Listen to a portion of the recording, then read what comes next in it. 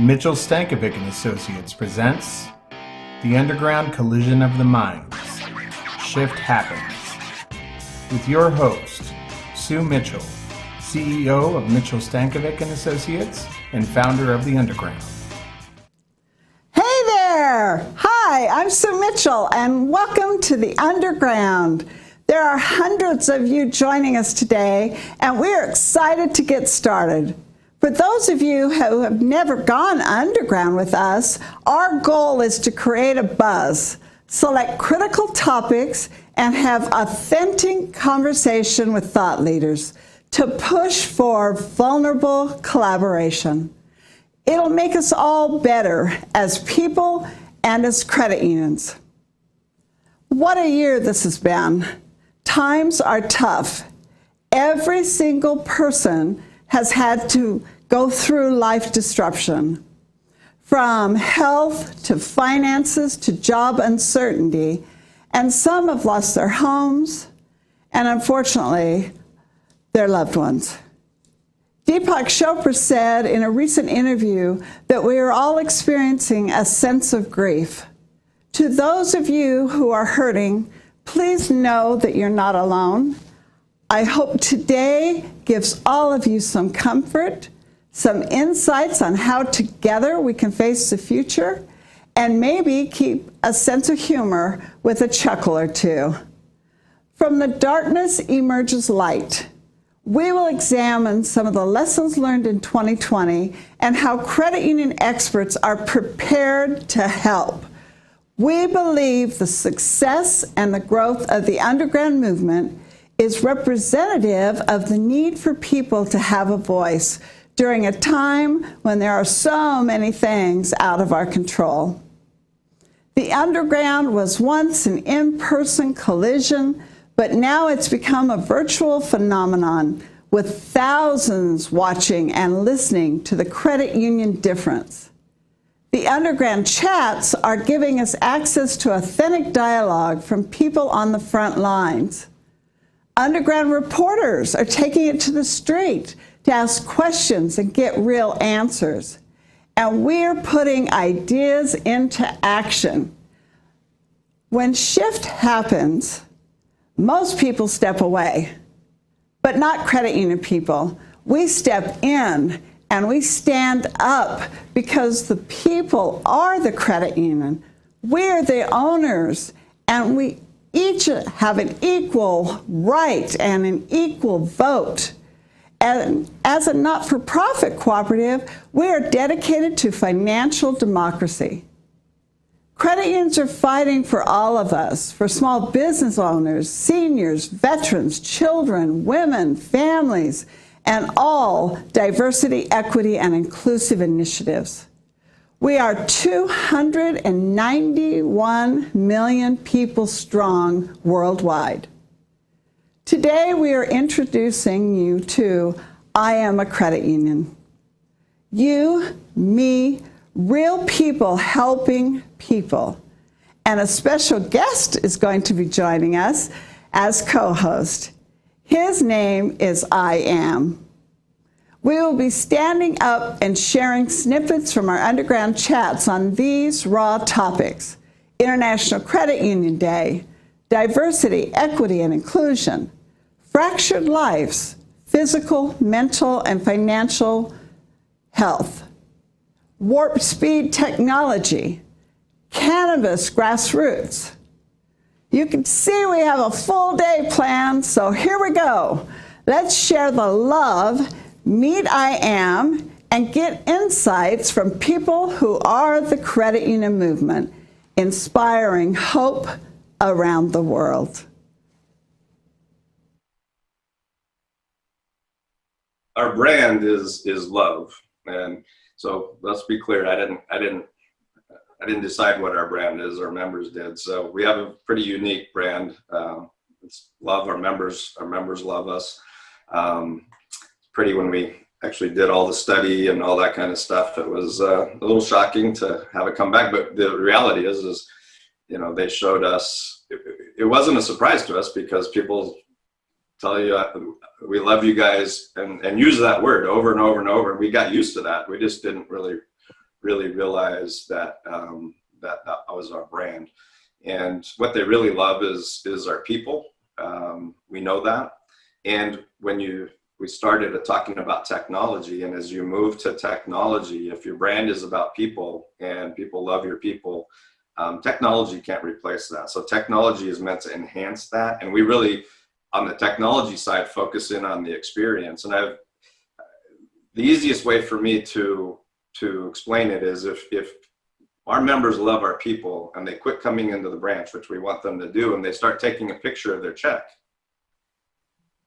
do they still love us when they get done taking a picture of that check? And the answer, if you don't think about that, the answer is no. You can lose that love over a period of time. So we focus in on the experience. I want you to feel good when you get done taking a picture of that check. So we have confetti if you did it right?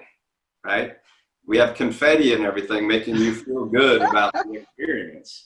When you donate to our community fund on our mobile app, instead of donate done, you just donated 20 bucks or 100 bucks, whatever, a heart comes up, and it's this experience. It's making you feel good, just like our staff does when you get done with the transaction.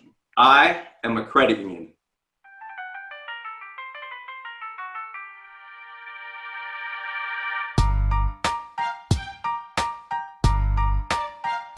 My name is Jim Rice, and I am a credit union.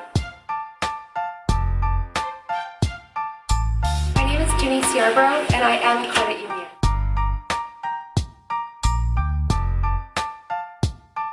Mi nombre es Vicente y soy una unión creditaria. I am Amelia Graham, and I am a credit union. Mon nom est Balkis, je suis de la Crédit Union.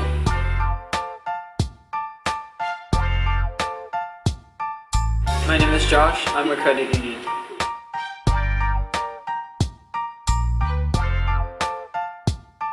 Ang pangalan ko ay Roxanne at ako ay credit union.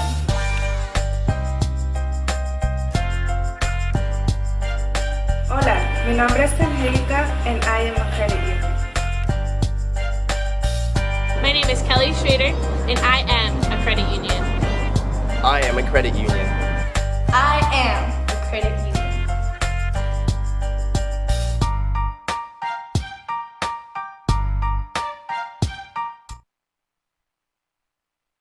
Hi, Underground. Hello, Sue. My name is I Am, and I am going to be your co-host today. Really? Did you say your name is I Am? Yes, I am a credit union. Wow, thank you for joining me today as my co-host. It's an exciting day for the Underground. I am a credit union too. Did you know that today is International Credit Union Day? Really? That's exciting. Yes, people from all over the world are celebrating. Let's learn more.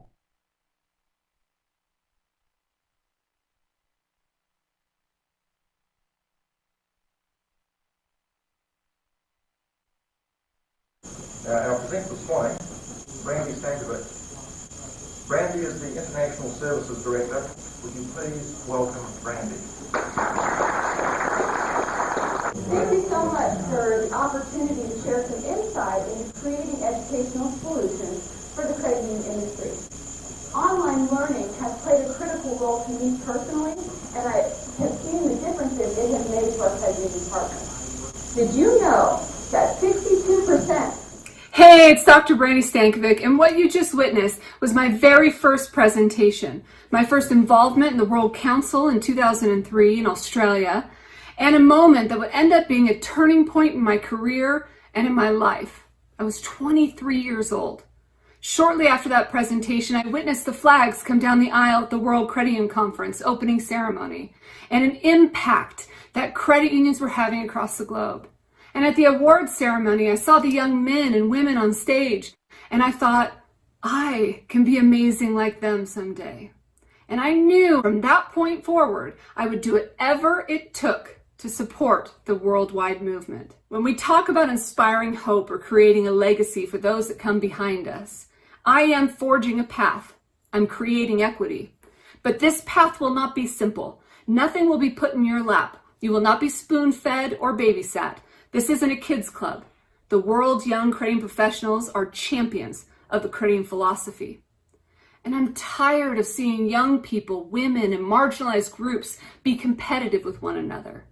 Champion each other. I believe in you, and I believe in me. Some of you here today, we've grown up together. Sisters and brothers from across country borders that share the same love and values and passion. And I want to say thank you. Thank you to the World Council. Thank you to Dr. Brian Branch and the team, Paul, Tom. I have never been more passionate about a program in my life. And thank you to 23-year-old me. This moment is dedicated to you. The 23-year-old whose mind was fearless and heart was expanding and whose life would soon be changed by Y-Cup. Here is a letter I wrote to my 23-year-old self. Dear young executive with stars in your eyes, I know you're nervous and overwhelmed and in an oversized suit. And I know you memorized every line of that presentation so you'd make your family proud. But fight through the tears. Build your grit. Because that presentation may be your first, but baby, it's not going to be your last. Embrace those feelings of invincibility because you can and you will be and do anything. The world is ready for you. Live Y-Cup. You will introduce yourself to industry leaders for 10 years before they remember your name. One day, they will know your name, and they will seek your voice and guidance. Be Y-Cup. Cherish the humans around you. Lean in. Over the course of your life, you won't get the chance to say goodbye to some of the people you love. So enjoy every moment. And invest in Y-Cup. By doing so, you are investing in the future of this movement, and you are investing in your future. Inspiring hope for a global community and forging a path for future generations. I love you.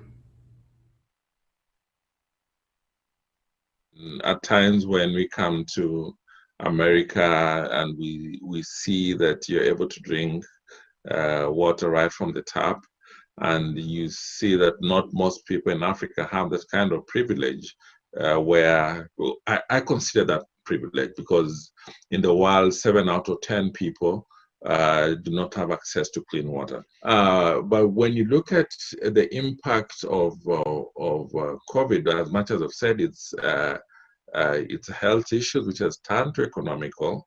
There's a connection between Africa and America in various ways. The fact that we've been working together towards supporting the credit union, more of a family kind of thing.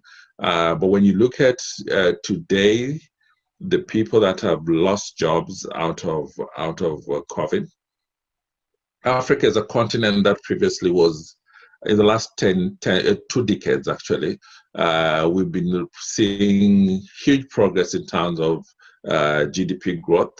Unfortunately, it has not been inclusive.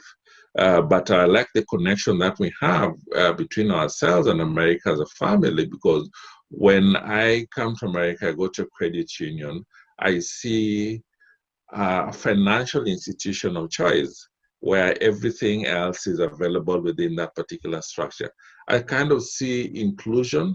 You might not see it that way, but I see that almost everybody has that equal chance.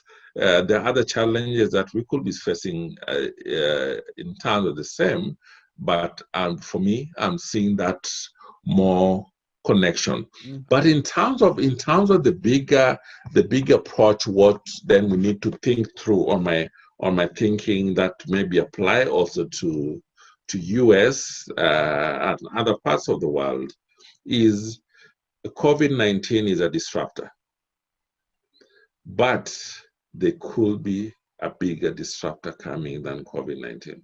In the continent, it could be a disruption maybe that is on the generational change. because our continent today, the median age is 18 years of age. So that means a continent of 1.3 billion people, 650 million or so are below the age of 18.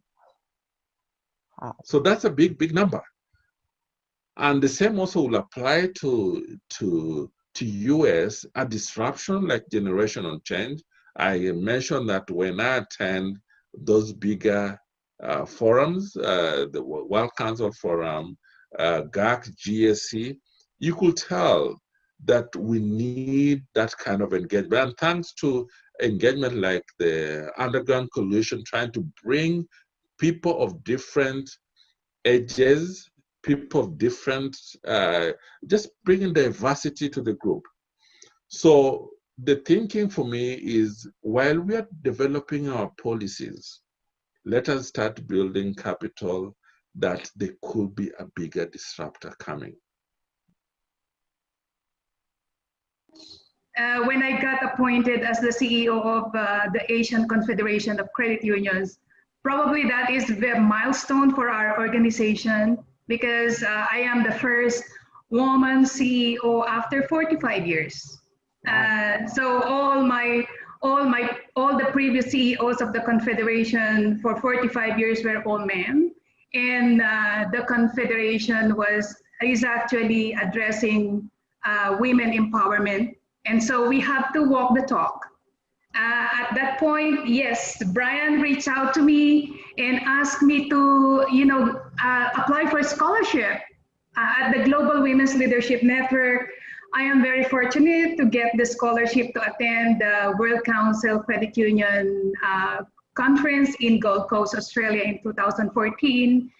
We represent 34,000 credit unions, and it has a total membership of 36 million individuals in 22 countries in Asia. So we develop a platform for the women in order for them to raise their level of awareness on that strategic issues that confronts credit union. And the other one is that there's a lot of women, more than 50% of membership of credit unions are women. And they are definitely belonging to the low income groups. And the reason why they became member of credit unions is that because they wanted to help their family improve their economic well-being.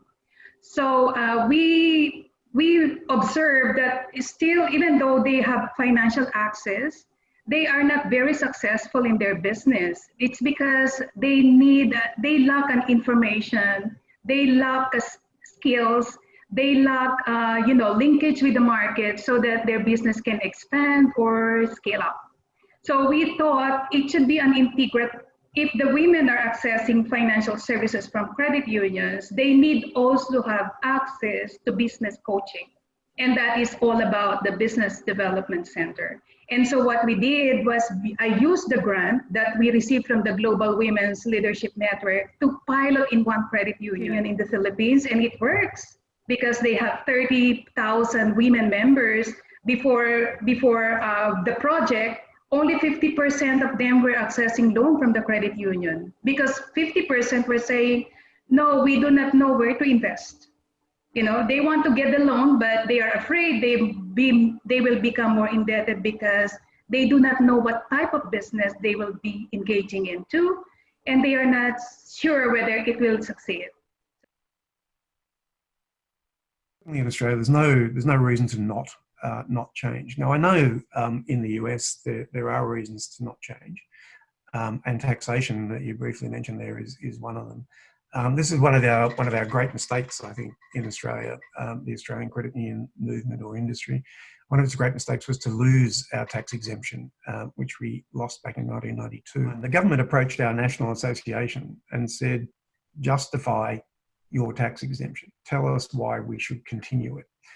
And our national association then raced around trying to aggregate all of the social responsibility activities that we do and measure them all up in dollar terms to be able to go back to the government and say, look, this is what we do and this is why we deserve this exemption. And we couldn't do it. We couldn't show them. We couldn't show them that we were acting in a socially responsible manner.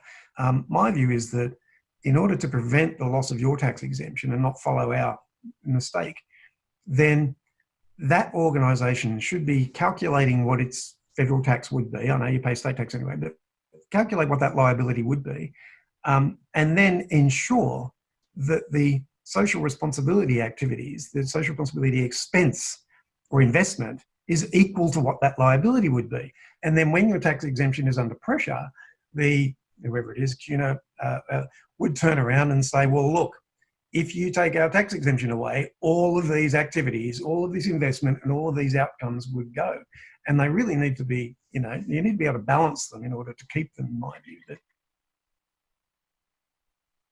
So over the course of time, when the DE program started back in 1982, it was focused on global development issues, but it was at the time U.S. participants. And over time, as international people have come through, there's been this really rich grassroots movement where people say, they come through from a different country and say, I want to bring DE back to our country.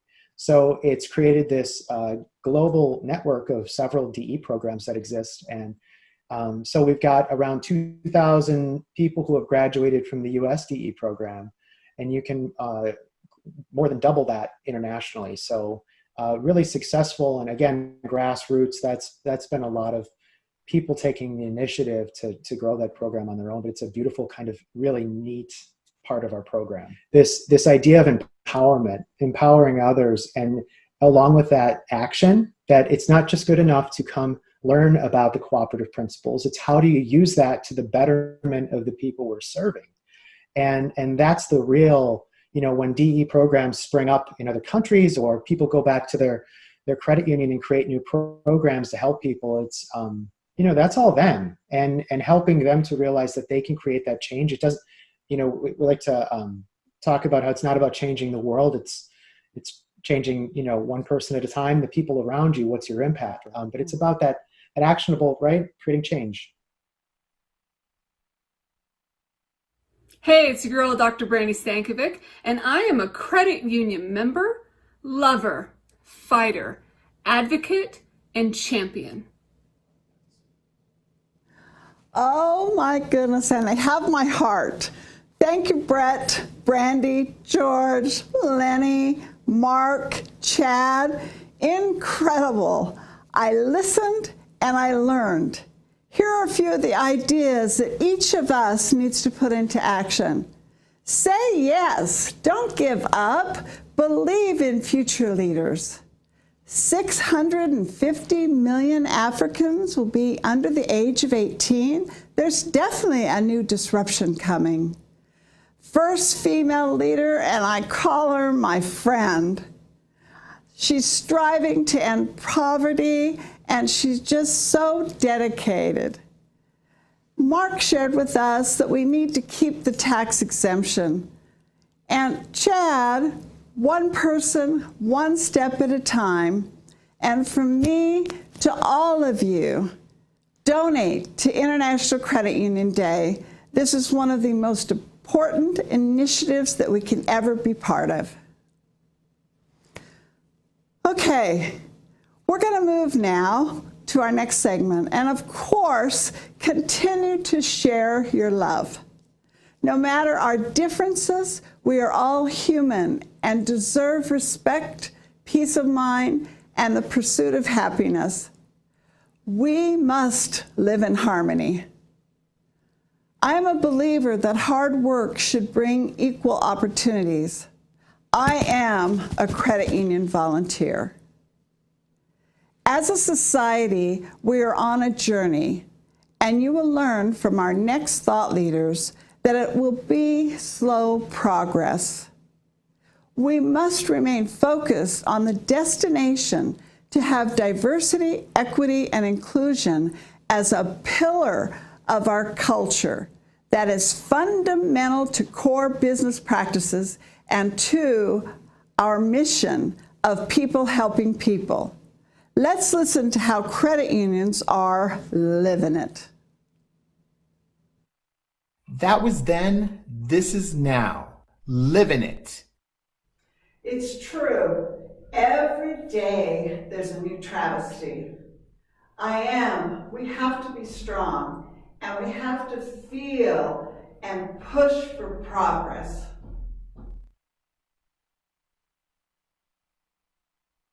Kudos to the underground, at least 2 years, more than 2 years before our current awakening as a nation. The underground was raising questions about diversity. So kudos to you all for that. On the left, we've got Australia's Peter Norman. He won the silver medal. In the middle is the gold medal winning Tommy Smith. And on the right there is a bronze medal winning John Carlos. Now, not many people know the story of the Australian in this photograph. He was 26 years old at the time. He was a devout Christian, deeply sympathetic to the Black Rights Movement and to racial equality, and to the Olympic Project for Human Rights. His support for Tommy Smith and John Carlos was to wear the Olympic Project for Human Rights badge, which I've highlighted there, all three of them wearing it. He was quoted at the time as saying, he said, "I think most Australians would favour what I did. At least I hope they do. I believe in civil rights. Every man is born equal and should be treated as such. I thought this was a good chance to be on their side."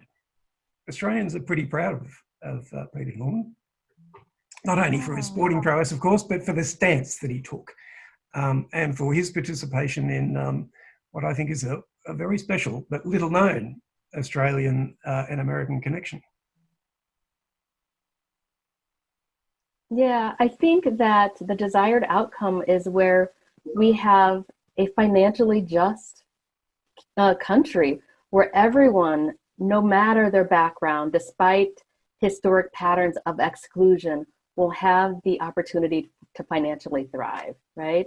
We know that based on history, that opportunity to thrive financially has not been there for everyone. So I think that credit unions have a really incredible opportunity to create that new future for everyone. So in the practice of DEI, diversity, equity, and inclusion, among the practitioner space, there's been this debate for years on, do we focus on hearts and minds change or do we focus on systems change?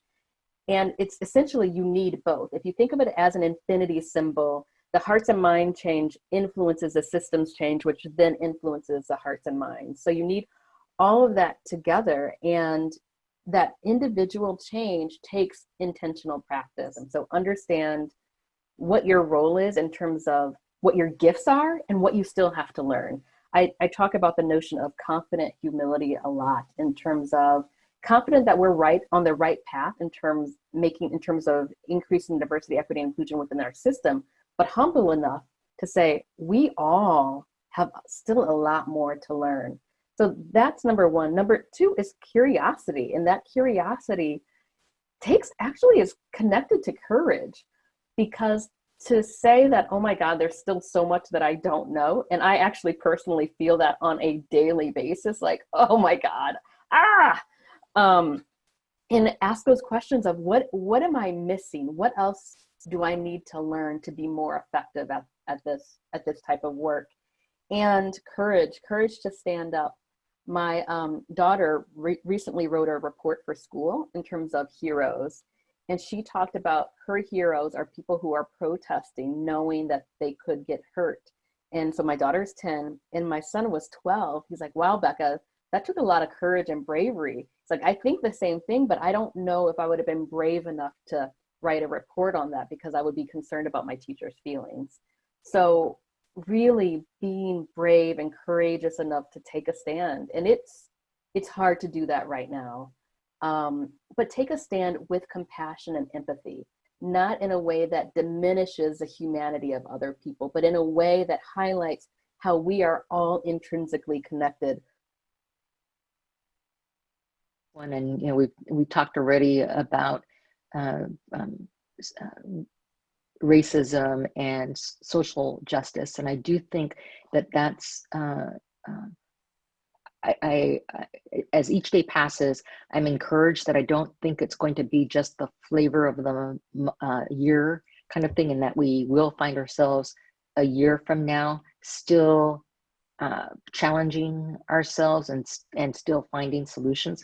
And what we face today has taken place over so many years that I've got to believe that it's going to take a long time also to fix it. But something that's top of mind for me right now in the DEI context is the New York Times article that came out earlier this week about real estate home appraisals. And I've known it existed before, but to have it laid out again in so many blatant examples, and all due respect to the appraiser industry and whatnot, but there's so much bias built into the system. So that's something we need to fix our appraisal system, not only for that kind of bias, but the appraisal system overall in today's day and age really needs modernizing. And I just that tie to how different groups, especially minorities, how they end up faring in the appraisal system. Maddening, but an opportunity for us to change that. Yeah. Among our staff, besides the racially diverse team that we have, we're diverse in other ways that aren't so apparent. And something I've said in other settings is that I believe we need to focus right now on the injustices against the Black community. However, I also hope that this leads us to look at other communities as well. And in one of our team huddles earlier this week, I was trying to make the point that not all of us present in a way that makes others immediately see what might be different about us. And so one of my colleagues is gay, and you can't tell if a person looking at them is or not. So I brought that up as an example. And the term that I use is, and he was so good about later on taking me aside and saying, "Thank you so much for that conversation, but let me clue you in on something." So I use the term that people's social preference, quote unquote, doesn't show by the way they look. And then he said, "Lucy, social preference is not the word that we use now, because that suggests that people have a choice on something that's biological." And I got it instantly. And I said, "Sexual orientation." And he said, "Yes." And so, it's things like that, putting ourselves out there and letting ourselves be educated, I think is very important in talking about this. So I think it's important for a progressive and ethically responsible company to embrace the DEI practices. I mean, I think that just makes sense. It's going to be much more attractive to an employee that wants to bring their true, authentic self to work, wants to be appreciated for their uniqueness and their diverse opinions and knowledge. That's just what makes it better. So selfishly, as I mentioned earlier, in the innovation and the ideation stage, we can't just have some people coming in and developing products and services in a silo. If you don't attack it through a diverse group, you're not getting those outside opinions. And then therefore you may be creating products and services for some people, but not all people, right? And the credit union ethos isn't some people helping some people, right? It's all people helping all people. It's people helping people. So I think attacking diversity and inclusion and bringing those in to your organization is just going to help drive innovation, different thoughts, different experiences. And I think that's a paramount way to think about DEI from a business perspective today. That said, and I know you know our Chief Talent Officer, Lynn Heckler, what an awesome person she is. We have recently escalated and expedited, I should say, our movement into DEI. We have recently, even though we've been very pioneering in PSU and our ERGs and really leading the credit union movement in the DEI initiatives, we have changed from ERG, so employee resource groups, to BRG, business resource groups.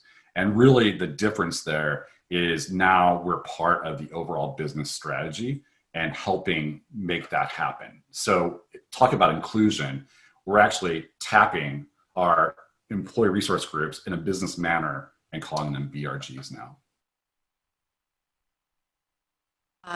But in 2018, I actually saw the current board, well, then current board members on the 1AZ board. None of them looked like me. They weren't really reflective of my membership, being an African-American female and actually Latino. My dad's from Puerto Rico. And so I thought, this is interesting. I've been a member for about 8 years, and I wonder why none of the members look like me. And so I read a little bit more about the requirements to become a board member and submitted my application. And then because I was busy with my other commitments, I withdrew my name from consideration. But one very special board member, and that being Marquita, reached out to me and really developed a relationship with me over the next year and encouraged me to reapply. And I did that. I started in April with the annual meeting. And actually my first item in May, the May meeting, was to ask about the diversity and inclusion and equity policies that the credit union had, because I had been reviewing the bylaws and other materials and I didn't see anything. And so I really raised the question, what is the commitment of the credit union to diversity and inclusion? And unfortunately, the response wasn't what I expected. And as a result, the credit union 1AZ has done a number of things in the last 3 or 4 months. We've included it as a part of our strategic planning. We've developed a work group with a cross representation of employees and management and board members, and are really rolling out a program to look at how we can expand and really ensuring that we have a culture that's representative of the community in which we serve.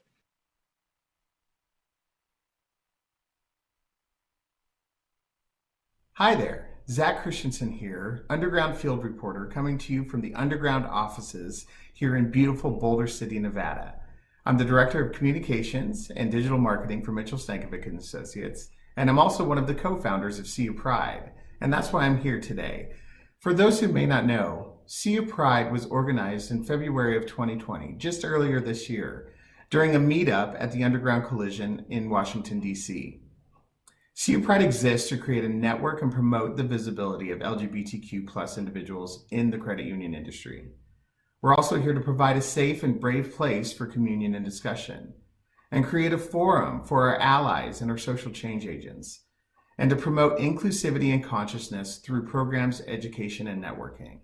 I had the amazing opportunity to get together with the other co-founders of CU Pride and ask them a few questions about what's going on in the world and what we need to focus on in order to be more successful. So join me as Linda Bodie, Chief Innovator of Element Federal Credit Union, Dan Marquez, Conversion Strategist with Correlation, and BRANDI Stankovic, Chief Strategy Officer of CU Solutions Group. Join me in discussing why CU Pride, who our most vulnerable people are, and how allies can stand up and make a difference for the LGBTQ community. Check it out. I think the biggest reason that CU Pride is important is because it's promoting the visibility of the LGBTQ+ community and allies in the credit union industry.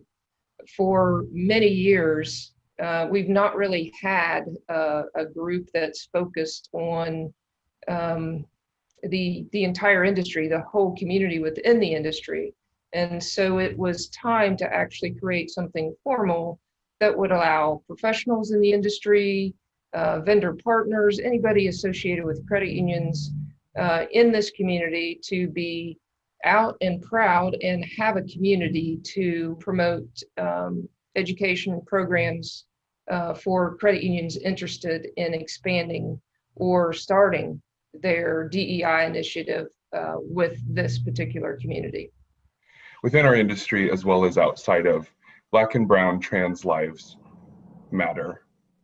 The representation and the inclusion of Black and Brown trans individuals is super important in who we focus towards, who we target our services to, who we provide support to. These individuals are disproportionately murdered on a daily basis in communities due to homophobia, due to ignorance, due to uneducation. And we are here for representation and to build a support system for everybody. As an ally of the LGBTQ plus community, we urge you to listen, learn, and act. As an ally, it's important to be willing to listen, recognizing we don't know it all, and be willing to learn and understand more. But be ready to act. Use your privilege as an ally to make a difference, to stand up against homophobia and transphobia, to stand up against slurs. Yeah, some of the conversations are going to be uncomfortable. Well, get uncomfortable because it's all about choosing love. Thank you to Linda, Dan, and Brandy for their amazing thoughts and insight. I couldn't imagine going on this journey with anybody else. And thank you to all the amazing supporters in the industry for what you've done for CU Pride so far. We're excited for what the future holds, and check out what else we have coming up on cupride.org. Woo! Thank you so much, Lucy and Angela and Scott and Perletta. And I want to take a moment for a special shout out to Kim Reedy, the CEO at One Arizona, for your fast action and your movement in an initiative that's so important. And to our special friends from CU Pride, you know I love you, and you know how I feel about us bringing forward initiatives that matter. So let's look at the idea that we have to put these ideas into action. Let's be curious. Let's have courage to stand up. Search out bias and racism. Create business resource groups. Seek strategic diversity on your boards. Listen, learn, and get uncomfortable. And join CU Pride. I am a credit union advocate.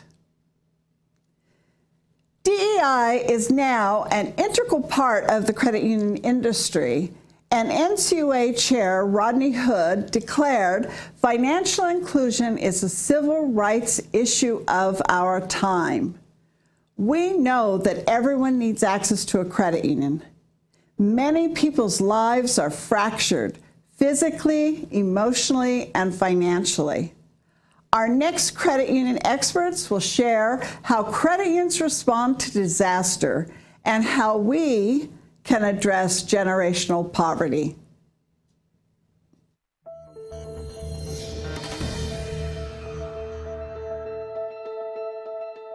Who am I? Have you already assumed that you know the kind of person I am based on my outward appearance? But what if I look like this? Do you know me now? You can assume based on the color of my skin, gender, the way I dress, or the accent I have that you know me. But who I really am and what I can bring to this team is so much more. What I can offer is limitless when I can bring my whole self to work, being valued and embraced because of my unique perspective. I may be differently labeled, but I am uniquely abled. Now, we could go on being strangers or making wrong assumptions, but that doesn't seem like a good way to run a company now, does it? Instead, what if we get to know each other? Not based off of bias, but who we truly are, sharing ourselves and inviting others to do the same, and appreciating, engaging, and valuing each other. Our true strength comes from leveraging our differences for the greater good of our cooperative. Inclusion means everyone, including you. And together, we are PSCU.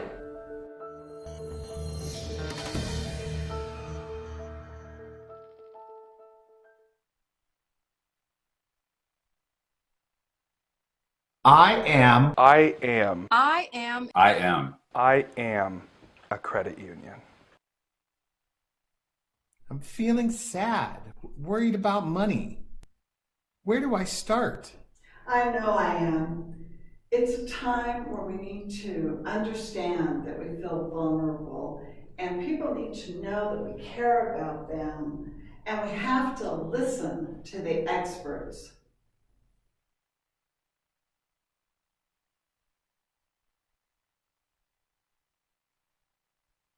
Yeah, it's actually, you can barely see outside. You can't breathe. We just, major fires started about 3 weeks ago, early. very early this year. The difference with us is we've had major fires 2015, 16, 17, 18, 19, and now 20. Wow. And it's not just the fires. It's fires is one thing. Smoke is a disaster all by itself. We've had floods following the fires, and major power outages because the power company, a lot of the fires are starting because of power lines. So major evacuations and major power outages, which are really the ramifications of the fire. The 2015 was the third largest fire in California history. That's where we got our feet wet and actually started our fund. And then we had fires and multiple fires a year, not just one. And then in 2017, we lost 7,000 homes almost overnight. 5,600 of those homes were within a 3-mile radius of our corporate office. We almost lost our corporate office that night. Lots of employees, lots of members impacted. Even though 5,600 was in a short radius of our corporate facility, the fires were within four surrounding counties of our core membership base and our corporate office. It's interesting because each fire, we've gotten really good at this. I don't know, that's something I ever really wanted to get good at, but we are extremely good at this. And last November, before COVID, we had a major fire. And the impact was even more significant, even though we didn't lose 7,000 homes. And it feels weird to say that because people losing their homes is a big deal. But they evacuated hundreds of thousands of people, mandatorily evacuated hundreds of thousands of people. And then major power outages throughout the whole region, and both the evacuations and power outages lasted a long time. And the impacts of something like that is significant. We actually lost our corporate facility last November, not in a fire, but it was evacuated. We didn't have access to it. The things that we did and the learnings that we got from that allowed us to move on COVID. Like, it was almost no big deal. It was a big deal, but our readiness for that was crazy. And it was literally the craziest thing I've ever been involved in. The stress level. I told my board at the beginning of this, and I warn people, don't try and do what we do, because sometimes we do some crazy stuff. It was this point at the beginning, I told my board, I said, we're either going to destroy our brand or take our brand to the next level. I'll let you know. I think the 2017, I just remember, people's houses were burning and they were getting evacuated, and they showed up, and what they did, their skill set, their dedication is, I trust them back. It's an amazing team. We're stronger for it. It is something that brings people together. It can push people apart, but we're focused on bringing people together, and people are proud of what we do and understand. One of the state regulator, when there's a declaration of emergency, says, "Oh, you can close." And usually when I talk, I say, I can't in my wildest dreams imagine closing. When your members ran out of their house at 1 o'clock in the morning, I mean ran out of their house because they couldn't get their car out in what they were wearing to bed. And I always tell people, be careful what you're wearing to bed. But without their purses and their wallets and that kind of stuff, what is the first thing they need? The first thing they need is us. Access. They need access. They left their debit and credit cards and those burned, right? Or if their house didn't burn, they can't get back to it to get it. They need to find shelter, clothes, food, and they need their financial institution. And this whole, we've never closed. There's no excuse for us closing, and our disaster plan needs to make sure we can't. Whatever's been thrown at us, and we've had crazy things thrown at us. I don't understand closing. I just don't. We haven't closed during COVID. The layering effect of two things: the financial impact and the mental impact of that is the biggest thing that we're dealing with up here. outside of COVID. COVID isn't the thing, it's the layering of all of those different things. April 19th, 1995, everything changed because that is when a bomb went off that killed 168 people in Oklahoma City in the federal building. It was the first act of domestic terrorism in the United States. I remember at that time, the words that I hated and heard in the news were unprecedented. And there's going to be a new normal. And some of those words we're hearing right now, I remember hearing over and over again in 1995. And out of the 168 people that were killed, somewhere around approximately 100 of these people, they had accounts at our credit union. So another reason why it was so important to open back up as quick as possible, which we opened 48 hours later, was because all of these families needed to bury their loved ones. So they needed access to their money. And then so many other people were injured, and we needed to be able to be open so that they could get to their money, you know? And it was a time, I remember members coming in and just hugging and crying and just wanting to talk about their favorite loan officer or, you know, whoever it was that they cared about. And it was a time where it was tragic, and it was filled with grief, and it was horrible, absolutely horrible. But it was also a time where community came together. Credit unions came together, and people came together to help us. I remember before the bombing thinking that really large credit unions, they were just like a bank.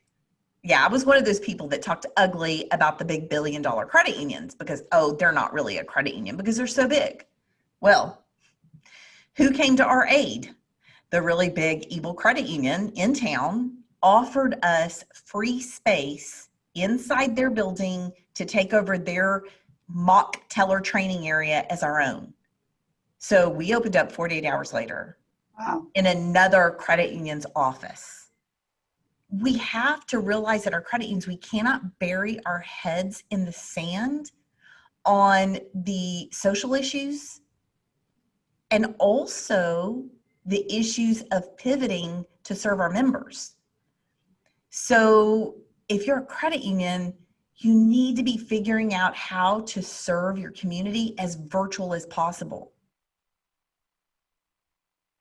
How do we make financial health a priority? How do we do this all of the time and not necessarily during a crisis? Because we're fantastic, we're phenomenal. When a crisis hits, we answer the call, we rally together, we try to figure out how do we get through this. But what we need to really work on, and the challenge that I think we need to all undertake is how do we make this a long life commitment? How do we get to the point to where we're talking about financial health more from a proactive standpoint and not from a reactive standpoint? And let me share this. So Balance is a leader within the Financial Health Network. They recently reported, and this is across all segments here, 71% of Americans are either vulnerable or barely coping. So 29%, less than 30%, are financially healthy.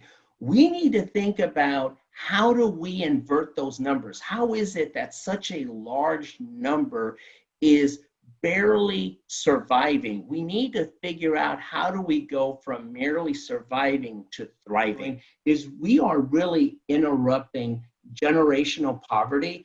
And I think a lot of the times we tend to forget, or we make a lot of assumptions.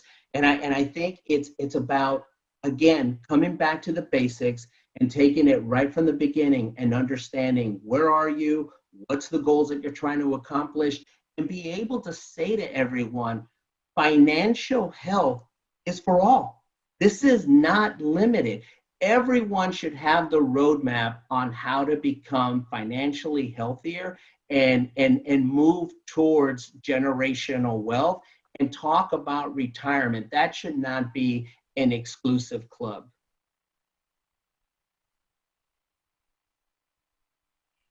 Hello, everybody. It's Cynthia Campbell. I'm CXO at Balance. I'm so thrilled to be here with you today. I'm a field reporter for the Underground Collision, a dream job that I've always wanted. And I'm here with you from Tulsa, Oklahoma. But more importantly, I have three amazing leaders in financial empowerment with me here today. First, we have Raina Jones-Short. She is the manager of community development at Delta Community Credit Union. They are a $7.2 billion institution. Next, we have Nico Stubblefield. She comes to us from Agland Federal Credit Union. It's $2.2 billion in assets. She is the membership and community development manager. Last but not least, my fellow Oklahoman, Ms. Heather Kay, at my former credit union, Tinker Federal Credit Union, and where I keep my money. So she is the VP and financial empowerment manager over there. $4.4 billion in assets.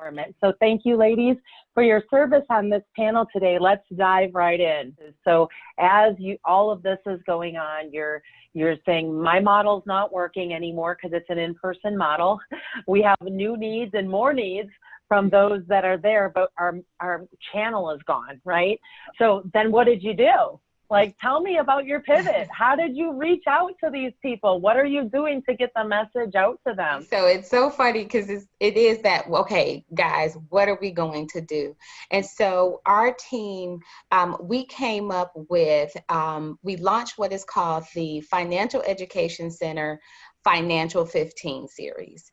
And so this was a webinar series that was a 3-part series where we literally recorded 15-minute on-demand webinars for our members and our SEG partners and community partners. And all it did was give 15-minute snippets of financial guidance. And so we had over 11 different topics. And so that took a minute because we had to record them precisely at 15 minutes because we knew that people were now at home and they needed to be able to digest pertinent information to help them, but quickly. And so because of that, we garnered almost 2,000 views through our Financial 15 series, and it was highly successful.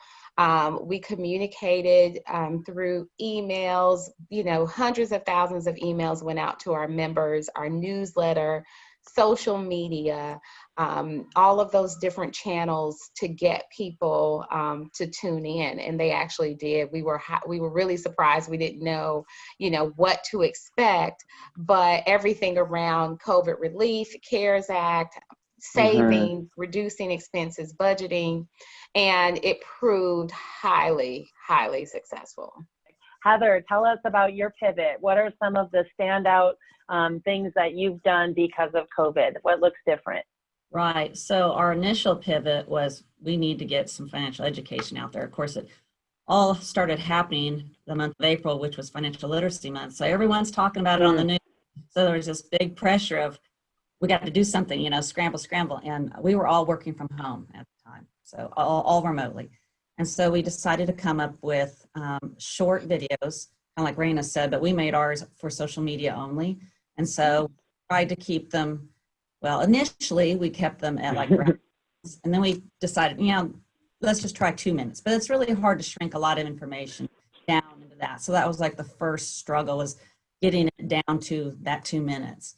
And then we did that, and we had 2 educators. So we'd figure out what topic we're going to do, and one educator would write the script, record it from home, and then send it to the other educator, and he would do a PowerPoint, but have him talking at the same time. Put it to where it was really visual, more interactive kind of situation. But we did 2 of those videos a week for a very long time. Wow. It was a lot of work. It was really good, super great learning opportunity. And how about you, Nico? Tell us a little bit about your pivots, and even if it includes special programs, any lending programs, anything that might have been helpful in COVID. Utilizing that. And some of the opportunities came through the outreach, that we did. So we had an opportunity to say, hey, let's get together with your employees and let's have, a virtual huddle. And so if you've got them in the morning, let's get them to log on, and we take 10 minutes, and, whatever questions they might have, get those to me, prior to our huddle time. And then we can discuss that, for them. So out of that, birthed that additional opportunity. So they were, it was coming in fast and furious from that particular area to do that. So a lot of it, the outreach that we had in place, looking at opportunities, utilizing social media platforms. And we're in the process now of that bite-sized learning that Raina mentioned, and incorporating that. And so members have access to that when they're on our website. So we're doing some of that now, and that was birthed out of, this experience. And It's beautiful to see your faces. Thank you all so much. Wow. When I mentioned that when others step away, credit unions stepping out, you're seeing that from our friends Brett, Amy, Rico, and our field report from Cynthia, Heather, Raina, and Nico. Not only are credit unions open to serve, employees are empathetic, and they know they're first responders when their members need help. Even when their lives are at risk, credit union people come together. They're prepared, they're open, they care.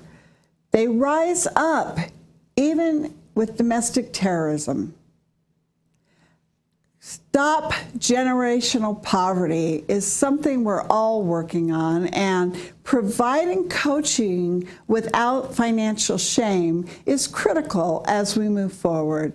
And pivoting to virtual financial education, wow, what a job.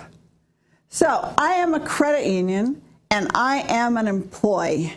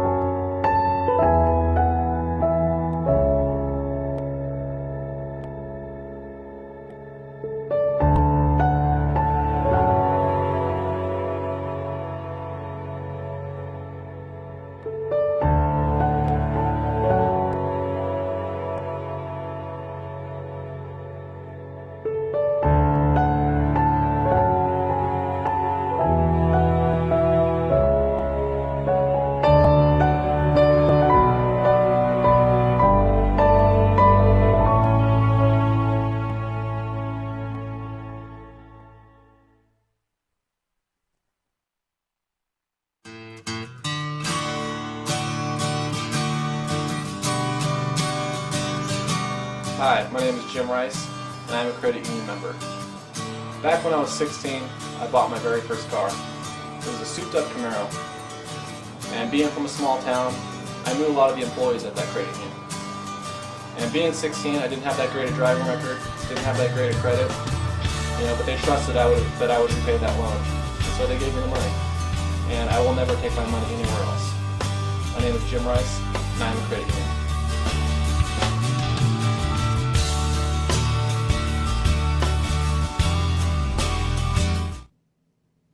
Yes, and I'm a credit union family. Next, we're going to transition to something very important in our world today, and that is warp speed technology. Beginning with a friend, our keynote speaker, Samantha Paxson, is an undergrad champion, and she's a thought leader. She understands the special relationship between people and their credit unions. I want to thank Todd and the entire co-op team for their continuing presenting sponsorship. Thank you.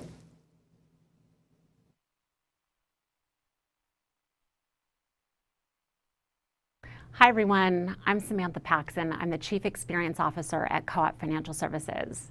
And today we're going to talk about growth, how to attain the primary financial relationship. So we're going to talk about how COVID has really played into this and what our opportunity is. But first, a video.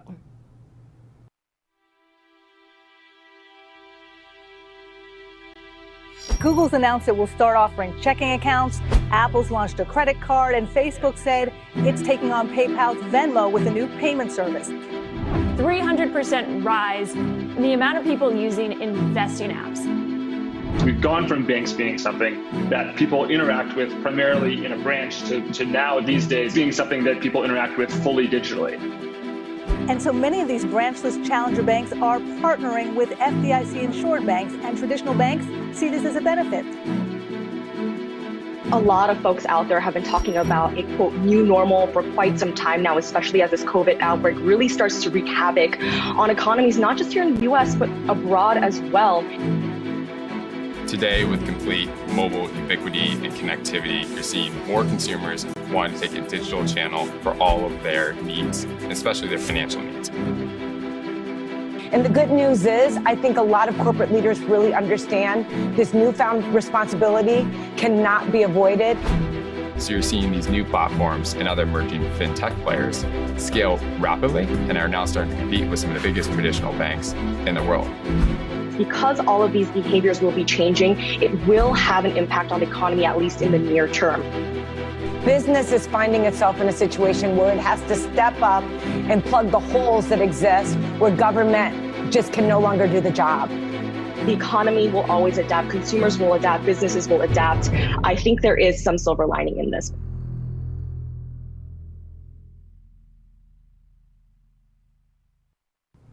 Adaptation. We have never adapted more than we have in the past year, and it's time for us to do more. Our members need us, and credit unions have the opportunity to pull on different levers of their business and help more members. We're in a zero-rate environment and margins are under pressure. Our business model is under pressure. Finding a more balanced approach in our P&L by growing engagement, growing market share, growing volume, and growing interchange will help more members find the resources and the support that they need. And I really think that this is a very credit union time. This is our moment to be there for the members in their day-to-day. And what does that look like? Well, right now, a good friend of Co-op, Gene Chatsky, just had a conversation with economist Ben Harris. He made the point that because of the PPP and the additional $600 in unemployment payments that ended in July, the recession for many unemployed people didn't really begin until August 1st. What that means is that a lot of the pain and the financial unwellness has remained hidden and is still to come. This K-shaped recovery exacerbates the problem that low to middle income credit union customers are feeling. The investor class, people who have kept their jobs and have little problem telecommuting, are really doing fine. It's the non-investors who are struggling and that we have opportunity to help. So what does financial wellness look like? It's having control over the day-to-day, month-to-month finances. It's having that capacity and that ability to absorb a financial shock. It's being on track to understand and then meet financial goals. And ultimately, it's having the financial freedom to make the choices that allow you to enjoy life. Now, how can we help with that? Well, Gallup just did a study that identifies 8 actions that financial institutions can take to drive engagement with members or customers. And they all sound pretty credit union to me. Things like helping them reach their financial goals, understand their financial situation, make it easy for them to manage their finances, helping them to make better decisions, and really looking out for their overall financial well-being and demonstrating you have their best interests at heart.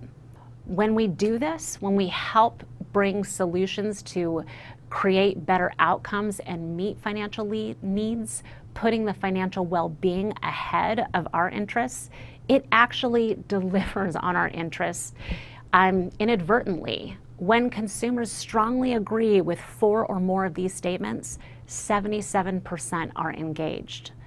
And that engagement translates to higher revenue, plain and simple.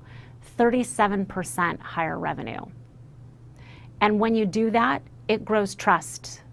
When you grow trust, you grow revenue by 9% more. And you can see the Net Promoter Score increases, and ultimately you gain a higher share of wallet, which are the levers that we just talked about: growing volume, growing interaction, growing market share. When we put financial wellness at the core, we have an opportunity to do this. And I cannot come and talk to you today without talking about payments. We have seen payments increase and engagement increase even in a COVID environment. But we also see a tremendous opportunity to create a positive outcome. We're seeing 47% of Americans carrying more credit card debt. We're seeing double-digit growth in enrollment for Zelle. People are moving money.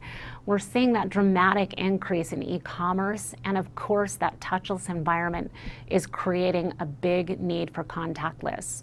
We have such an opportunity to continue our lifestyle engagement and relationship with our members. And payments is a tremendous lever, and we're seeing it rebound. We're seeing credit and debit spending to continue to rebound as businesses open back up. So while debit transaction volume is down, credit volume is coming back up. Transaction dollar amounts are up, and we're seeing more e-commerce across the board. So those of us thinking payments are going away, they are not. It is the primary engagement methodology with financial institutions. This little infographic here is a lovely game of life that our members are experiencing. It shows the big life stages, but we're not really taking advantage of the daily behaviors, the daily engagements of the member. And when you look at it from a payments perspective, $174.2 billion of non-cash payments was transacted annually. This is from 2018, the Federal Reserve study. And the value of these payments totaled $97 trillion in 2018. $97 trillion. That's $97 trillion worth of behaviors that we could help influence. Those are engagement opportunities. These are ways that we can build a relationship with our members outside of those big life events. And it's a way for us to build stickiness. How can we use that to build better member outcomes? And those member moments really count. We're seeing right now that among those investor class that Jean talked about, that savings is up. How do we help encourage those kinds of behaviors? And how do we think about that as a strategy within our credit unions? Many credit unions treat financial wellness as a literacy program or a community engagement program. We don't quite bring it to the center of everything that we do.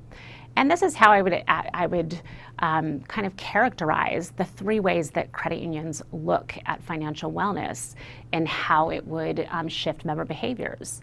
There's a group that look at financial wellness and make it central to their solution strategy and growth. There's a group who want to make it central, but they're not quite sure how to execute it outside of financial literacy.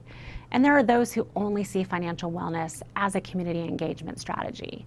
We need to see our movement move to all being number one, those who make financial wellness central to our solution strategy. Because as we've seen, members need it, and we have an opportunity to engage with them to build that interaction and build growth for both the member and for the credit union. So this shows how this might look across their journey with you. If you look at spend, save, borrow, and plan, these are their particular struggles. 47% of Americans are spending more than or equal to their income. 30% of Americans say they have more debt that they can manage when they borrow.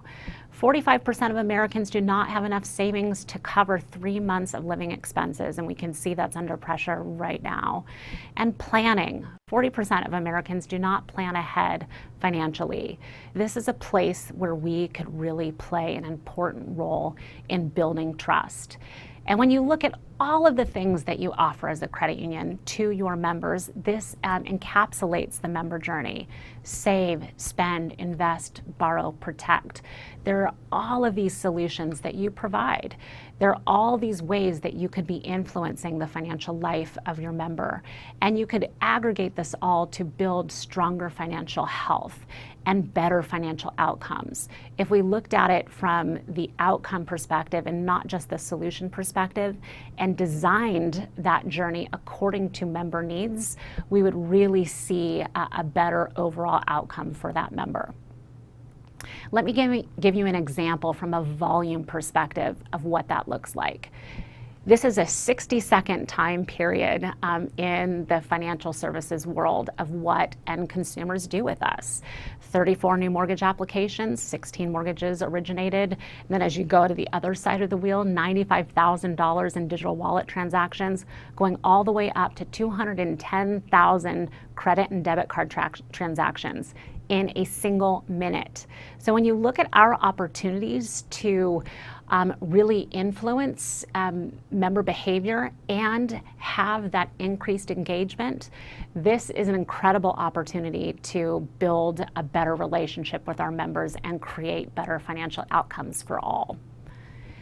Now let me show you an example of what that means from your perspective. So the top 3 banks in the country, this pie chart on the right is an aggregate view of their total consumer loans. 21% of those loans is their credit card portfolio. And when you bring that all together, it makes up $1.4 trillion in total consumer loans. Now when we look at credit unions, 6.5% of the overall loan portfolio for credit unions in aggregate is credit cards, which translates to just under $1 trillion in total consumer loans. This means that we are missing out on revenue. We are missing out on engagement. We're missing out on the opportunity to influence member behaviors. And those members are going to get credit cards. I know that credit and card is kind of a dirty word or a dirty phrase in our industry, but they're going to go get those credit cards. Shouldn't they get them with the good guys that can help them make better financial choices? We should be part of that, and it helps us to build that engagement and that overall financial performance that we should be part of. And with COVID, we don't see that going away. We expect spending levels to come back to where they were before the outbreak and to bounce back. We know it will rebound and that spending will continue. So where should you be investing? You say, great, I want to be involved. What should I be doing? And it's really the trends that we were seeing prior to the pandemic are going to stay with us and accelerate. When we do these things, like helping our members manage and move money better, creating that personalized and transparent experience that's rewarded across use cases and incenting usage with the mobile digital merchants that they're used to, and making that experience really frictionless and invisible and instant. When we do that and put financial wellness at the core of it, we're building usage, stickiness, trust, and ultimately market share. This is that digital touchless remote service focus is accelerating, and this is where we should be putting all of our investment as credit unions. So given what we see in the financial services landscape today, it's clear that the pursuit of the primary financial institution status is strategically out of step with the fundamental realities of the marketplace. And of our existing members, only 20% see us that way. So we have a deep opportunity for us to build that relationship with our members. And if it's possible to meet the holistic needs of consumers today, it will happen through a human-centered financial relationship that responds to the consumer's immediate financial needs and their long-term financial wellness needs. And when we can put payments with that and help build that daily engagement to shift those daily behaviors, we will not only live our mission, but help build on the long game credit union financial model that we need to do right now. So that member engagement can also build growth for the credit unions. And that's something that we need to do to see credit unions succeed as we've done for the last 100 years and to be there for members for 100 more. And I couldn't be more thankful to be part of this wonderful event today and to talk to you about deepening the relationship with your members, leveraging financial wellness and payments. And I can't wait to see what you all do in response, and as you're planning for 2021 and beyond. This is a time for credit unions, and I know we can do it. Thank you so much. Mobile apps, online banking portals, IVR and client service systems. The more seamless the experience, the deeper and more holistic your member relationships become.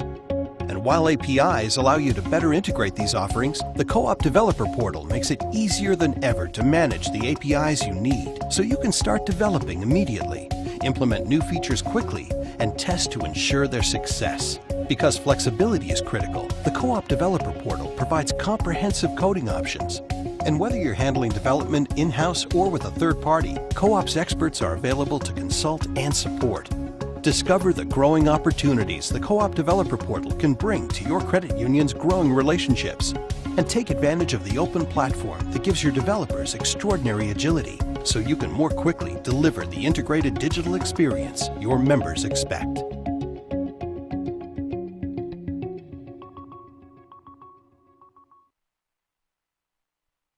Crazy world. Shift happens. Yes, it does. I am ready. Well, we may not have been ready when it happened, but you're right. Shift happened. And we're not going back. So now we have to look to the future, and we have to be ready. Thank you for being my virtual friend, I am.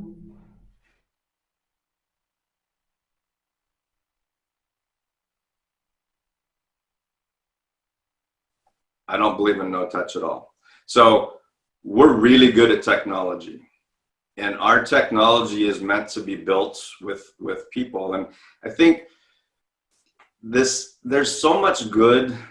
Everybody's freaking out, and I get it. There's the mental aspects of what's going on, and just talk about COVID. There are things within the first 2 weeks of COVID that I've been trying to get my team to do for years that happened like that. You talked about the underground and some of the decisions you guys need to make, and there's certain things that we shouldn't go backwards on. I have a whole list of things like, this is what we did, and I want to be real clear right now, we're not going backwards, right? This has changed how we do it forever. One of the things we say at Alchemy is you can tell a lot about a person or by a company by where they spend their money. You know, you can tell what they value, right? And one of the things that you'll see is that people say, man, we're all in on digital. We're all in on digital transformation. And then they'll come and they're spending less on their digital banking platform than they spend on one of their branches a year to keep it staffed and to run it, right? But they're all in on digital. And so you I think that's what you ask yourself is, okay, show me your operating budget, and show me how much you're spending on physical delivery channel in terms of infrastructure, all your capital cost, all your headcount cost, and all of that. Show me what you're spending there, and then compare that to what you're spending on your digital service channel, right? And then just see, and that should be your first indicator of whether or not you're committed to digital transformation. Say what you see a lot of in the credit union industry is boards that have zero people from technology sectors or anyone from a technology background that's actually there.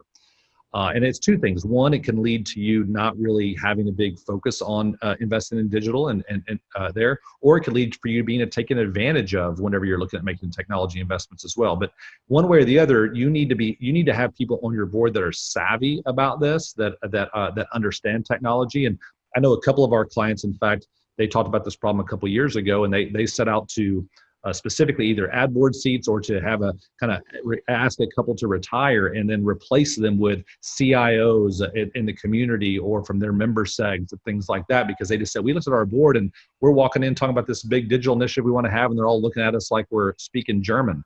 You know, they just don't get it, right? So I think that you definitely have to have that at the board level, because it is an investment. To transform, you have to invest. Your digital banking system on average handles 40% of your total membership every single day. Think about that. Every single day, 40% of your membership logs in through mobile or online banking. There's not all your branches together don't even come close to that on a daily basis. So Constellation is a banking platform, and if you think about a platform, I like to use the analogy of Amazon and Uber, right? Amazon is a platform that brings buyers and products. Uber is, riders and cars. Airbnb, same thing. So the banking platform concept is very similar. It's bringing banking and fintechs together, which is creating an entire really marketplace. So these fintechs, their challenge is they need customers. Their other challenge is if you have a financial technology solution as a fintech and you want to do business with a bank or a credit union, you have to integrate to their core banking system. And that's not fun and it's not easy. And yes, there are maybe 3 or 4 big players, right? But we all use those core banking systems a little bit differently. So they have to build all these different integrations. If they build it once for the Constellation banking platform, it's authenticated to the core banking system so that one single sign-on for the member gets them to all of their things. I have to tell you that back when we first started talking about this and learning about it through Chris Kovacs, the CEO of Constellation, it was an idea. And I thought, even if it's just these 11 credit unions that get together, this is a great idea. I'm not sure that the fintechs will come. I wasn't sure about that. They are coming. There are already over 100 that have been signed up. Some of them already have apps that are created. Some are waiting for the credit unions to be on it for banking, before they will commit. But there's a lot of interest. And so that now allows us to provide features and capabilities to our members that we could never, I shouldn't say never, we'd have to wait for those legacy vendors to do what they do on their roadmap where we don't have a voice, right? So this makes us kind of master of our own domain and able to do what we want to do, which is give our members new cool features that they can use to make their financial lives better instead of waiting for legacy vendors who, frankly, they just want to sell what they have today to more financial institutions. Yeah, I love what you said about that balance of emotional intelligence. So the people skills never go away in any shape. But now the acumen, the technical skills keep shifting based on the world.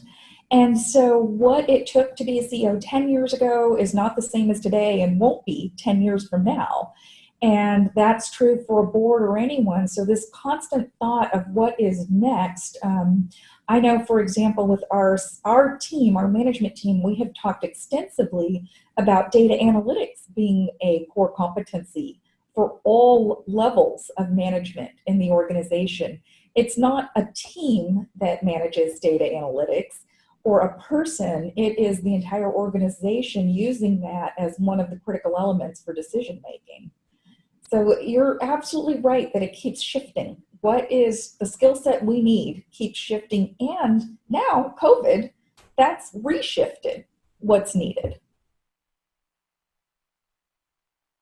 And it makes me wonder, how credit unions and regulators keep up with that.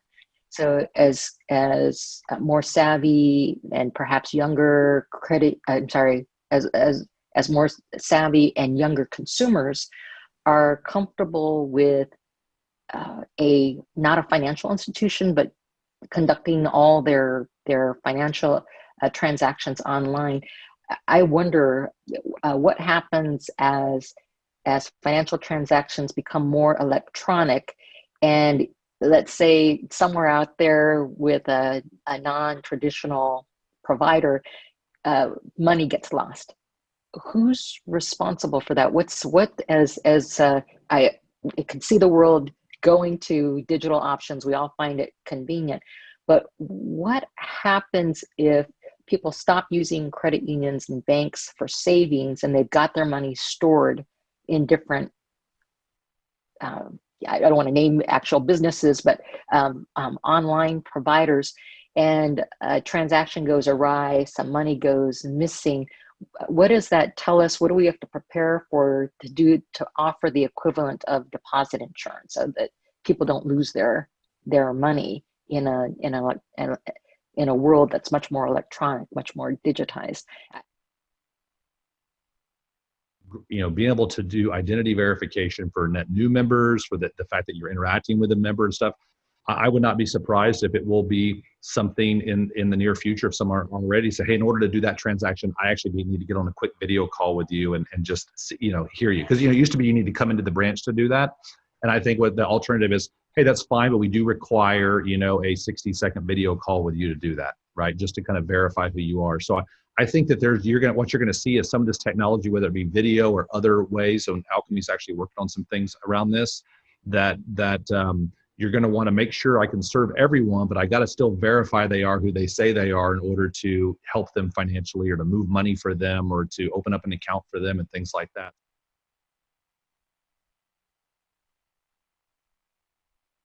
Hi, Shauna Richardson here, Underground field reporter, coming to you live from sunny California. I've got two good friends and colleagues with me today, Jay Mossman, CEO out of Kubo, Jeff Castro, CEO of Neener Analytics, and we're going to get into some underground discussions. So, Jay, my first question is for you. The future of credit unions really lies in the integration of technology, social mission, and DI, serving everyone equally. The digital divide is growing from the haves and the have-nots. Shouldn't credit unions be closing this divide? Obviously, there are members that have access and those that don't. CDFI funds are available. We've got a number of different CUSOs that have been instantiated to help solve this problem. Are credit unions going to step in, lean in, or are they going to go away? Will we recruit the newer, younger generation, multi-heritage generation or not? Or do those go to fintech? But I think the thing that really, in my mind, is going to help drive credit unions down the road is figuring out a way to build upon their brand. And what I mean by brand, I'm talking the credit union brand, not necessarily an individual credit union, but the credit union brand in its entirety. And I really wish the credit union industry would do more to advance that brand. The fact that it is all about the common person. It's about helping the people that typically are not going to get helped or served well through big banks, et cetera. Technology is going to be there for everybody, right? It doesn't matter whether you're a credit union or a bank or a fintech, that technology is going to be there. So Jeff, as you work with different, industry segments, you work with credit unions, you work with community banks, you work with retailers, you work with associations, et cetera. Where do you see that there's a very strong positive growth model that still maintains a philosophical mission differently than a mega bank is going to? Or is there one yet to be built? I don't see it. I don't see it.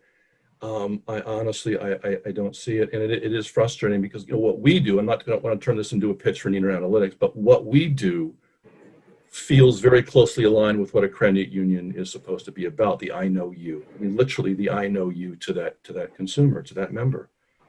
And there is this. I think that philosophically, there's this idea that something that's operating as a nonprofit doesn't have to abide by the same economic principles as a for-profit.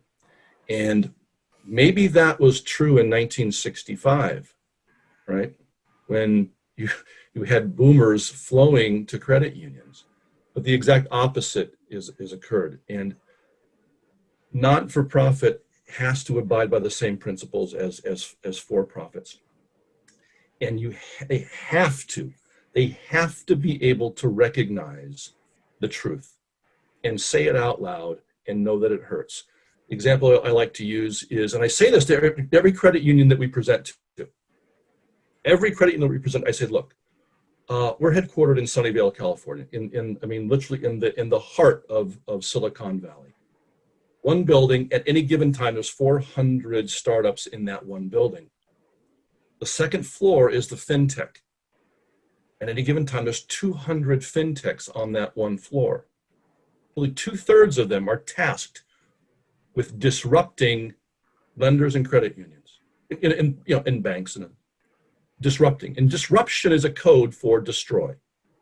Let's be honest. Disruption is a code word for destroy. So we've got literally 175 startups at any given time that are tasked, that have billions of dollars cumulatively, working 24 hours a day, 7 days a week, with a passion to destroy you. Always a pleasure. Thank you so much for spending your time today. Wow, that was passionate, and a reality check that we have to be the credit union. We have to take what's happened, and we are not going back. Thank you, Brett, Stephen, Lucy, Sharon, Shruti. The latest market research estimates there will be 8 billion digital devices and voice assistants in use by 2023. Siri, Alexa, and maybe even I Am. Ideas into action. Align your budget. 40% of your members log in digitally every day.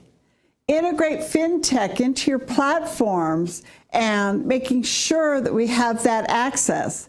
Technology budgets align with digital transformation mindset. And authenticate members for safety and security. And know that technology must be personal. I know you. I appreciate Shauna, Jay, and Jeff for their field reports. Technology is the next I Am. I know you. Okay, there are challenges and there are opportunities ahead. And we want to talk about cannabis. Cannabis may be socially controversial, but it is also a key medical treatment and becoming more and more accepted. Yes, many cannabis-related businesses remain underserved, leaving their employees vulnerable and cash on the street. Let's listen to the experts.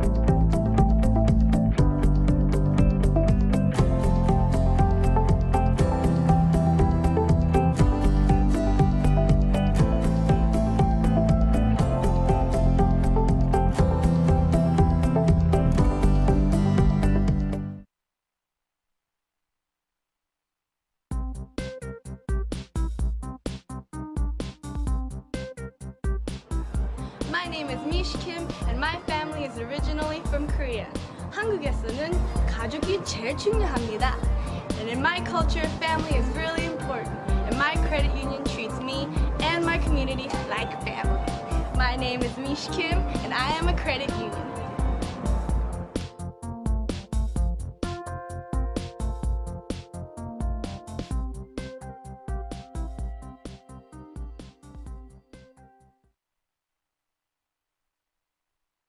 I am back. Time to mellow out and get real. And cannabis is real in many, many states. So now's the time for us to serve the underserved. It's about safety, and it's about an opportunity to help. Hi, I'm Katrina Skinner. I'm a field reporter for the Underground Collision. I'm coming from Denver, Colorado, and I have the pleasure today of speaking with two of my friends and colleagues in this industry. Deirdre O'Gorman is coming from DX Consultants, and Mike Kennedy from Green Check Verified.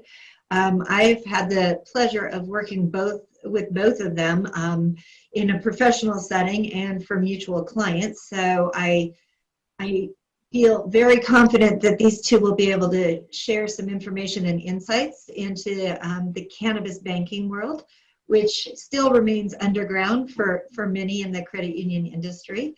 So we wanted to kind of shed some light on that. And so I've got some questions we're going to talk with them about, get some of their opinions and their perspectives on what's going on and maybe where they think things are going. So Deirdre, I'd like to go ahead and start with you and just figure out or just kind of understand, why do you even believe cannabis banking should be offered? Absolutely. So we're seeing most financial institutions hang their comfort level or their assessment of risk on the FinCEN guidance. So back in 2013, we had the Department of Justice giving us a Cole memorandum, which basically provided an outline for attorneys general on what were enforceable actions, right, for states that had legalization on the cannabis side.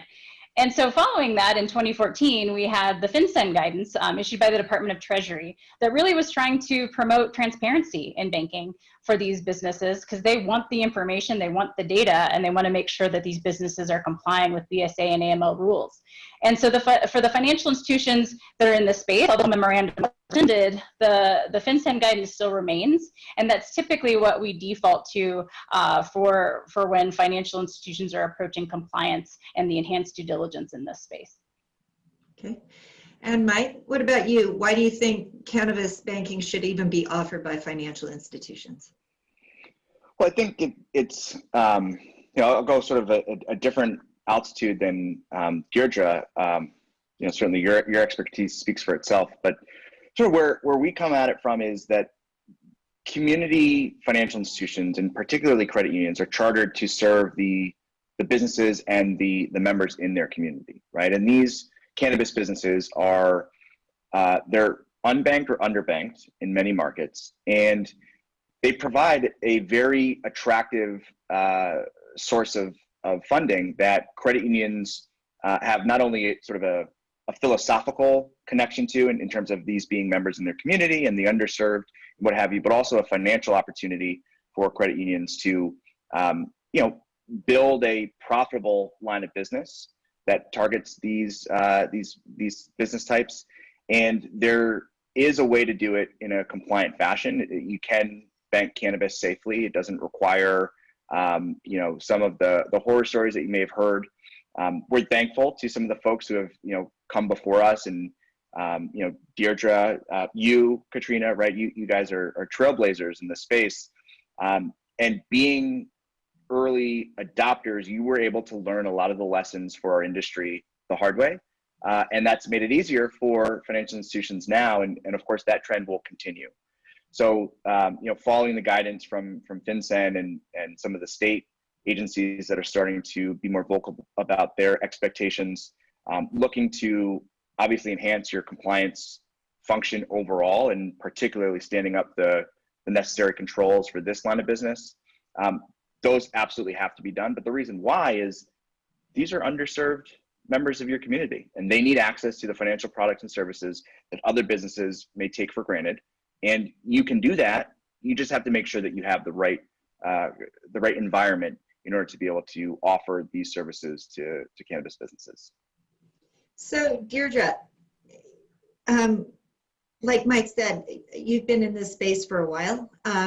Do you agree with him that maybe after blazing some trails before, that it is easier, it's an easier path now for financial institutions that are considering getting into the space?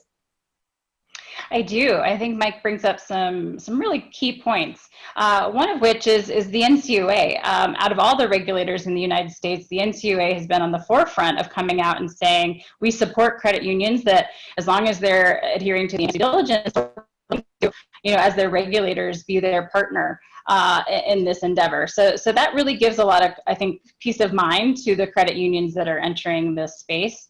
I think additionally, like he said, the lessons learned have been very important. So the financial institutions that have come before the credit unions considering state programs is also key, because we've been able to work with regulators and work on some issues, I think, that have been anomalies, or even as the businesses start to become more sophisticated, experience that can lend a hand in the space. So, Mike, you mentioned that if credit unions want to do this and get into this space, that they can build a profitable business. Obviously, to me, that would be one of the pros to getting into this space. What are some of the other pros that you would see if people are weighing options or trying to decide whether to get into the space? What are some of the other benefits? Yeah, so the broad strokes are pretty clear, right? It's the financial opportunity and then the community security and safety that you're adding by getting this cash off the streets and helping these business members get access to the financial system.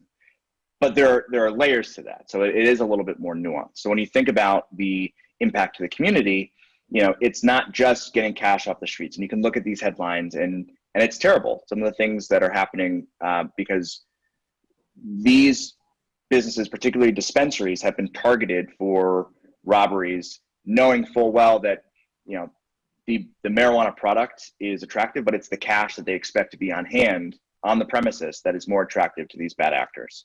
So that's terrible. But then also the employees, the owners, the employee spouses, right? All of these sort of splintering effects that are, again, tied directly to the community that your credit union is serving also have difficulty accessing basic financial products and services based on their interaction with the cannabis industry. So there are layers to the impact you can drive within your community, within your local economy by serving this industry. But of course, the ROI is pretty difficult to calculate there, unfortunately. So when it comes to the hard numbers, the dollars and cents, then you can start to look at, okay, how is this going to impact my cost of funds? How is this going to impact my net income? Because there is non-interest fee revenue that's being generated by these lines of business. Is there a lending opportunity, right? Not just from the liquidity perspective, but also direct lending opportunities to the cannabis businesses themselves through some, bespoke lending products that, of course, come with additional costs, but can also themselves be profitable.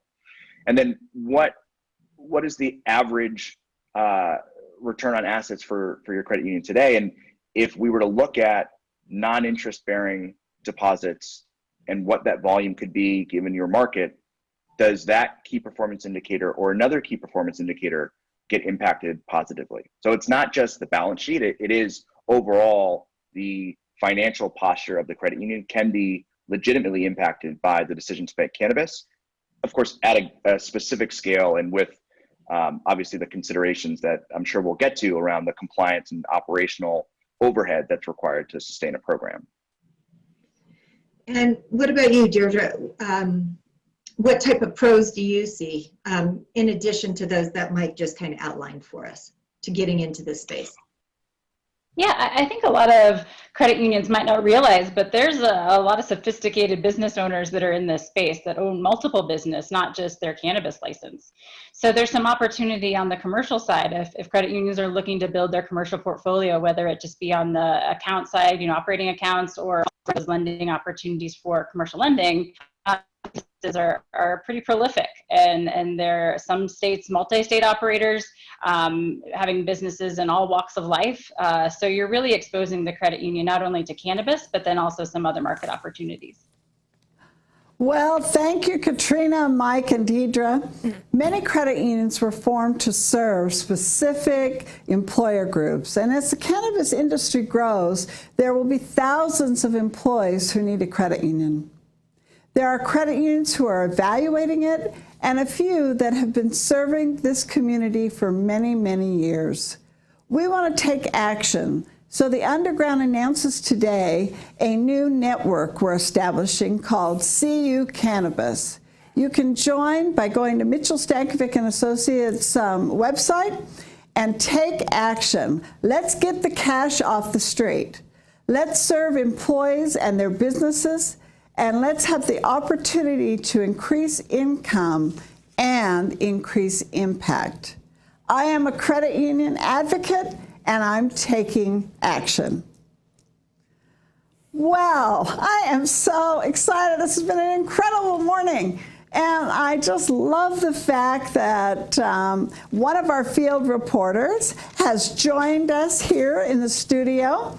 I'm excited to introduce the CEO of SARE Technology and Shauna Richardson, one of our founding thought leaders with the Underground, and her partner, Mike Covert. We do a shout out to him as well. But Shauna's here. I believe in credit unions. She believes in credit unions. What do you think, Shauna? Hey, big shout out to the Underground Collision crew. Thanks for joining us today. Shauna Richardson, field reporter for the Underground Collision, reporting to you live from Las Vegas. And I want to say, I'm going to take a personal moment here to say how impressed I am by credit union heroism. I mean, today has been 2 hours chock full of credit union advocates, CEOs, field line staff, all supporting one another in our efforts. So thank you to all. This industry is full of heroes. My recap notes won't get to everybody, but I do want to give a special shout out to a couple of folks. Brett Martinez at RCU. RCU, the brand is love. They didn't come up with that from a big advertising firm. Their members came up with that. How many financial institutions can say the same? You know, Brett also has been and team have been through 5 years of fires, floods, and now COVID, and never closed their branches. Congratulations. Lenny, 50% of credit union membership in Asia are low-income females. Awesome work in business development centers. She's pulled in 30,000 female members in 5 years' time. She's doing really good work. Mark, our friend from Down Under, invest in social responsibility metrics to support credit union taxation status. It's paramount to the health of our industry status. Scott, DI initiatives as a creative force to your organization. Diversity is such a strength, invest in it. Sue made a great comment, 290 million credit union members worldwide. That's great, but we need and we can do better in this increasingly fractured environment. Rico followed up by saying 71% of Americans are financially unhealthy. That we can definitely do a better job. Reach out to Rico and his members. Samantha, always a great source of information. Grow trust, grow revenue, and grow wallet share. Jay Mossman, the CU industry, build the collective brand, embrace the CU philosophy. Don't let our business go to fintechs or otherwise. And then followed up by Jeff LaCastro, who's heading up a great technology initiative, and basically said the building he works in, there are 100 fintechs on one floor. So amplify that by all of the fintechs in Silicon Valley just alone, and you guys can do the numbers. And then finally, Katrina, Mike, Deirdre, thank you for giving us some really earnest information on getting involved in cannabis lending. Evaluate, but get activated. Your regulators are engaged in listening. Okay, guys, this has been so much fun. I get so much out of it. I'll see you at the next Underground in 2021. Have a good one. Thank you, Shauna. On a personal note, I believe in the human spirit. I believe in the credit union mission, people helping people. As we navigate the future, it's very critical that we think about our social purpose of a credit union cooperative in financial inclusion and financial democracy. I am a credit union, and I am going to vote. Zach, please join me here on stage. I'm going to put on my mask, but we want you to see Zach. He's my IM buddy, and we've been working on with our team IM materials so that you can reach out there and get access. But thank you to all of you who joined us today. Thank you to our thought leaders. Most of all, thank you to our amazing sponsors, Co-op, Financial Services, Balance, CUNY Mutual, PSCU, Alchemy, SARE Technology, and the Worldwide Foundation. I am, you are, we are the credit union movement. Blessings, and please take care. Bye. I am a credit union. Thank you. It was cool to go underground with you. Oh, virtual hugs. I am. It is wonderful to be a credit union. I am a credit union, and all of our underground friends are credit union. Thank you for joining us. I hope you've had a great day.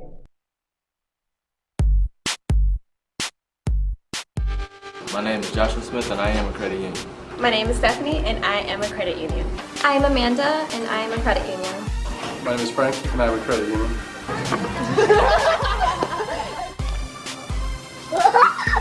I am Perez. I am a credit union.